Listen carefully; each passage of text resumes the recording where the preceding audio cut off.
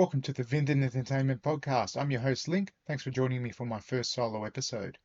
The goal of these solo episodes is to focus on games I've played in my past, games I'm playing now, and just a bit of history mixed in with my reflections and memories. For this first episode, we're taking a look at Championship Manager, or more specifically, Championship Manager, the 2000-2001 season. That particular season is based off the CM3 engine that was released in 1999. Two brothers, Paul and Oliver Collier, created Championship Manager in 1992. They went on to create Sports Interactive and worked with Eidos to publish the CM series throughout the 90s and early 2000s. But they did much more than just create one game or one series. They essentially created an entire genre and popularized it through the course of that time period. The game was centered around an in-depth database that was built by volunteer scouts who assisted with scores and stats that the different players would have. The essential gameplay loop has stayed pretty much the same. Pick a team, manage that team, prepare for game day, pick tactics and team, simulate the match. Around this, obviously, are things like player transfers, finances, injuries, suspensions, board and fan expectations that all come together to give a fairly, I suppose, in a video game sense, realistic atmosphere or realistic simulation of what actually coaching a football team would be like. In 2004, the split between Eidos and Sports Interactive occurred. The spiritual successor Football Manager was created. This was held by the Sports Interactive side of the split and published by Sega, while Eidos continued to publish the CM titles. CM had faded away, while Football Manager is still considered the superior of the two titles. For me, Championship Manager, the 01-02 season, wasn't just a game. It was almost an addiction, if not a full-blown addiction. It rewired the games I played, how I thought about sport, who I connected with.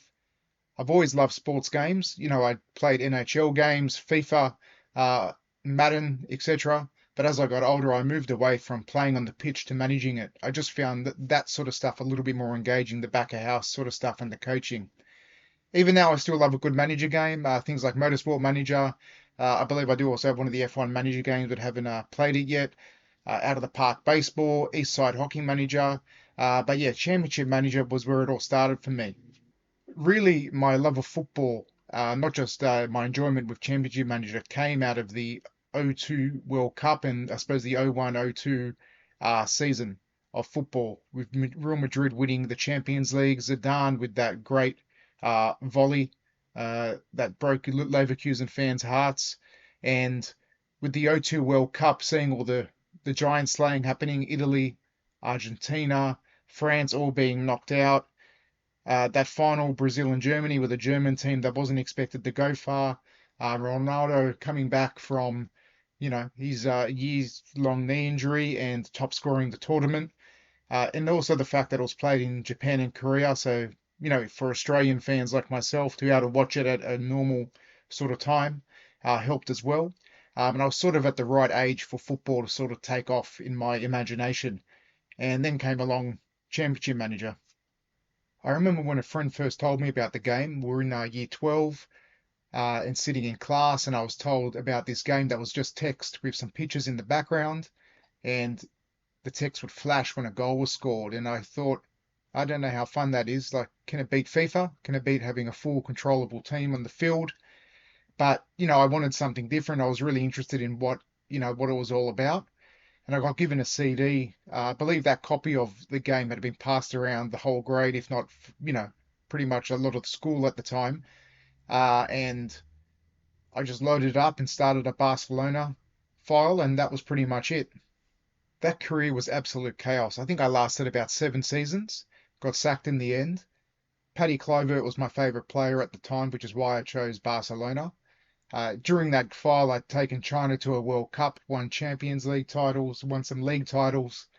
Then in the last couple of years, or seasons, it all fell apart, yo-yoing between wins and losses. And I think the board eventually got sick of me and fired me. But what a journey that was. I'd installed it onto nearly every computer I could find at my house, at my father's work. So if I ever had to stop by his work and I was bored and I had to wait around, I had something to do.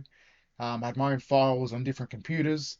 So sometimes I'd have to, hunt around for the laptop or the PC that, I wanted to play on because I'd have my file on it and wait for it to be free to jump on.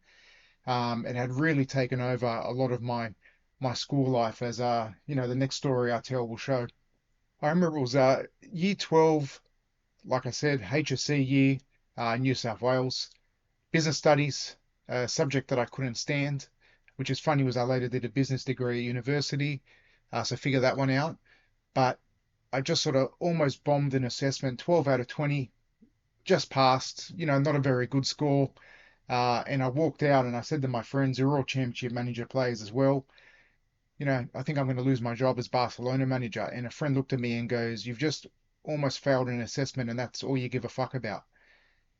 And honestly, he was sort of right. I mean, it was a bit of a wake-up call. I was laughing when he said it, but that's sort of what CM had done to me. I was not doing too well in some of the subjects at school, not doing as well as what I should have been, and all I cared about was my imaginary Barcelona management career. But I mean, I really didn't care about business studies at the time, so it was what it was to me. Um, and there's a whole bunch of files I started after that first one, which just took me further down the rabbit hole. My Fiorentina save with back-to-back trebles. The most ridiculous moment in that, my 9-3 win over Lecce, Bosco Balaban scoring 7 goals. Seven. I mean, it was unbelievable. Not Ronaldo, not Rivaldo, not Shevchenko. Bosco Balaban, a player who Aston Villa fans I know don't remember fondly. Although he was known as Super Bosco amongst Bruges fans, so they remember him quite well, I think. But yeah, 9 goals. He got seven. I love that the little news article came up on the game right away afterwards saying he holds the Serie A goal scoring record. I think Goody scored the other two from Real Madrid. Goody from Real Madrid fame, who I'd purchased. There was my Dinamo Zagreb save where I made the UEFA Cup semi-finals in the first year with a team with Bosco and also Igor Bishkan. Pure defensive counter-attacking football that I tried to, sneak through with 1-0 wins here and there past teams with much larger budgets and much better starting lineups as well. My Chelsea file, where I somehow signed Alan Shearer from Newcastle, never won any titles, but it was a very competitive team I was able to build, but wasn't ever able to take them to silverware. My Roma file, where I created an alternate reality where they came to dominate Serie A with Totti and a young Cassano I signed from Bari, compared to the actual reality where they always finished as runners up. My AC Milan file, where Gattuso scored a hat trick and Hilda Postiga carried my midfield as an 18-year-old. The game where I put Marco Del Vecchio into goal and he saved a penalty in a penalty shootout. Even weirder moments where Pozzotto was pushed over a ref and got banned, and I think the ban was quite long from memory. But I never ever saw that happen again. Never met anyone who had ever experienced that either. So yeah, that was quite unique. And the players you'd sign, players who were absolute gun in the game, absolute legends, but in real life they didn't, I suppose, achieve as much as what the game forecast them to possibly be able to do. Luciano Galletti, Bosco Balaban, Hilda Postiga, both of them I've already mentioned. The guys from Atalanta, Pinardi, Donati, Rustico, Pellizzoli in goal. Ibrahimovic from Malmo I'd always sign, but he obviously was an absolute legend, only retiring a few years ago from memory. But yeah, a host of players.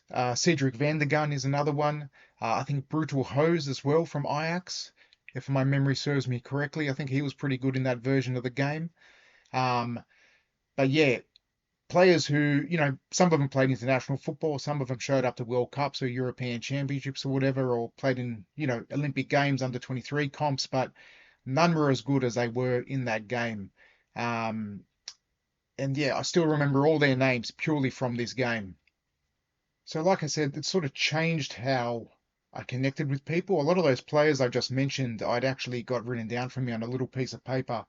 There was a guy at school, I remember it was raining that morning, and we're all standing under the shelter in the quadrangle, uh, waiting for the builder to go inside, and I was talking about CM with the friend who originally gave me the CD, and another guy came over who he knew, who I'd barely ever spoken to.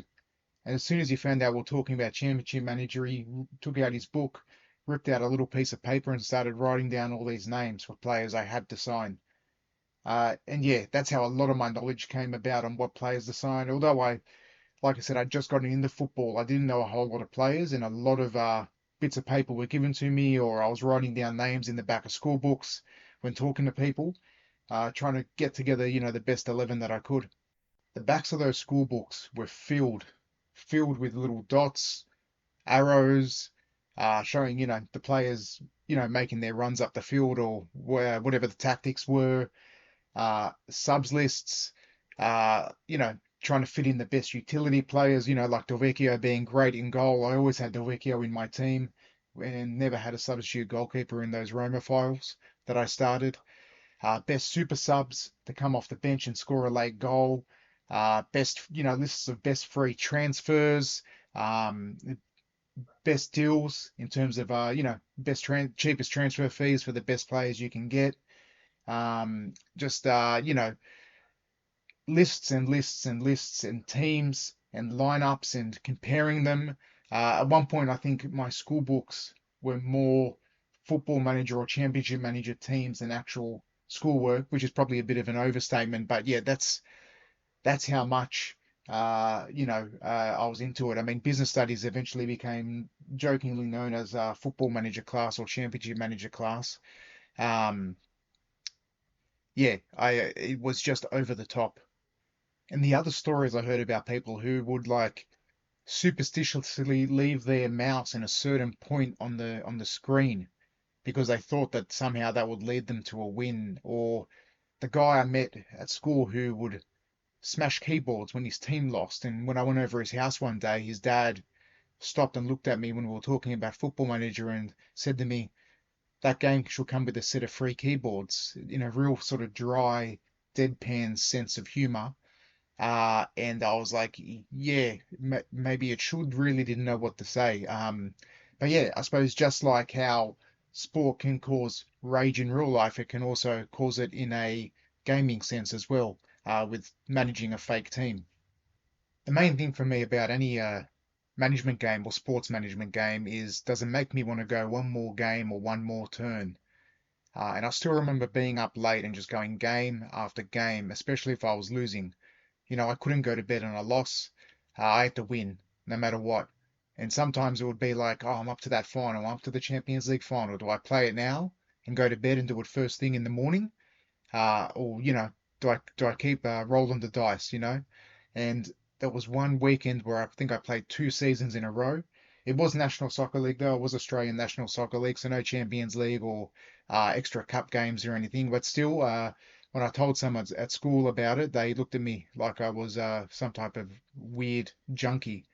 Um, but it's a bit similar to Total War games. I love Total War as well, and with Total War, the ones that have gotten me and drawn me in the most are the ones where I just want to go that one more turn, that one more battle. I can take that one extra city, much like Championship Manager. And it's what I look for in management games. So out of the park baseball, I've mentioned East Side Hockey Manager, Motorsport Manager. Do I just want to do that one extra thing, one extra race, one extra game? Uh, you know, Click continue a bit to see if I can get that extra, transfer or whatever I was trying to organize going and see if it comes through. The confusion we'd experience sometimes, me and my friends, just like, did that transfer happen in real life or was that in my championship manager game? And one of us having to do a double take and be like, nah, man, that didn't happen. That, Edgar Davids didn't go to Roma. He's still at Juventus, so yeah, don't know what you're talking about. And they're like, oh yeah, that's right, that happened in my championship manager game. Yeah, that's how deep it was. Just forgetting almost real reality with real football and almost, yeah, your game files being implanted in your brain that deep that they overtook what was actually happening on odd little occasions when you're trying to talk about stuff or remember stuff. And signing players that you knew that you'd met from school. I remember in Football Manager, the first one, the first FM after the split between the different companies, that was the first database I think where it had players that I went to school with, and I'd signed them, not only in I think Australian files, but also in international files. When I was, coach of AC Milan or whatever, I'd sign these guys and stick them in reserves, or sometimes play them if it was like top of the table versus a bottom of the table team, or a Champions League game where it was game 6 and I'd already qualified. And sometimes they surprise me. I had a guy who, I went to school with, who he played New South Wales State League and played a bit of A League, and he scored a ripper from outside the box, um, to help me win the Italian Super Cup 3-0 over Lazio. But then he never did anything else really, besides go on a whole bunch of loans and get cranky that he wasn't playing first grade football with me. But I mean, that brings a whole other topic, like playing the National Soccer League games, on the old CM 01, 02, or sorry, 2000, 2001, where we'd play with Marconi or Sydney United or whoever and try to, you know, get the best teams we could on the most limited budget. I had a friend who signed Edgar Davids and Luis Figo for Marconi Fairfield in the twilight of their careers, and they absolutely tore up the league. The same friend also signed Walter Pandiani. I think he'd, for some reason, left Deportivo when he came to the NSL and absolutely tore it up. 2 goals a game, almost, I think, broke the file, broke the game, because just broke scoring records for games and for the whole season and everything. It was just unstoppable. And this guy had a whole dynasty of titles for Marconi Stallions built off Pandiani's goal scoring record. And he, like I said, he wasn't even that old. He was still in the prime of his career, and somehow got him into the Australian League. I don't think he cheated either. I don't think he took over, say, Deportivo and released him over to Marconi or did something funny or whatever. I think he'd actually just out of luck got him. So yeah, great great little side league to play in. I mean, obviously, it wasn't a primary thing most people would have played. I think most people overseas, if they're in England or Spain or whatever, would have been playing with the teams that they supported. But no, a lot of fun trying to get a dynasty going of back to back, or 3 or 4 titles in a row with a National Soccer League side. I did like the text versions over what came later in Football Manager with the little dots though. I never really liked having those little dots run around on the field. I'd always turn off that graphic and just have the text and the flashing text.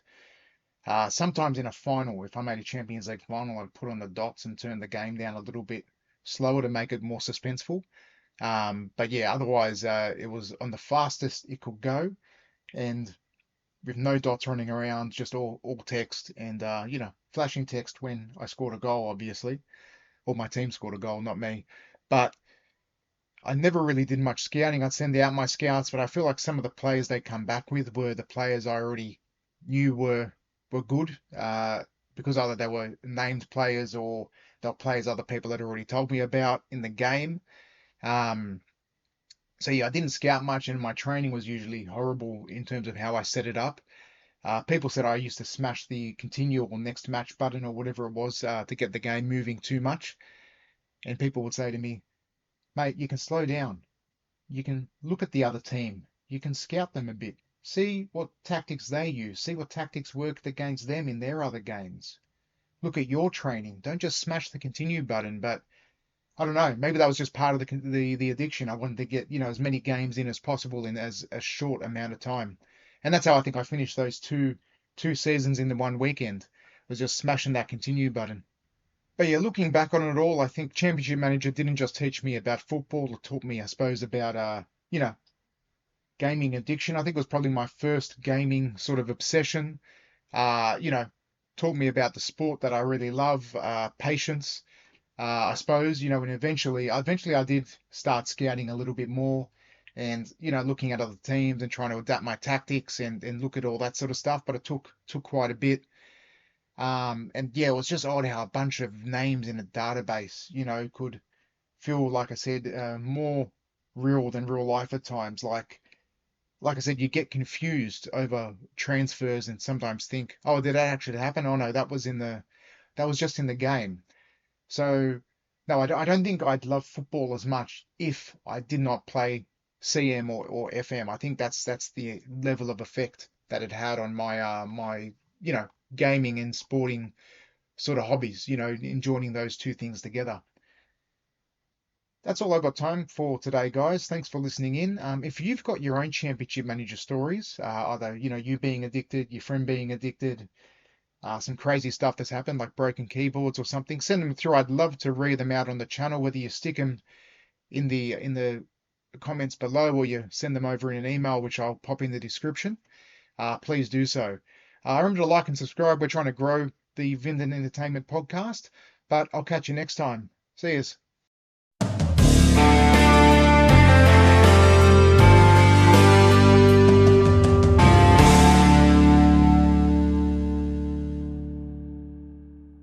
Listen over here.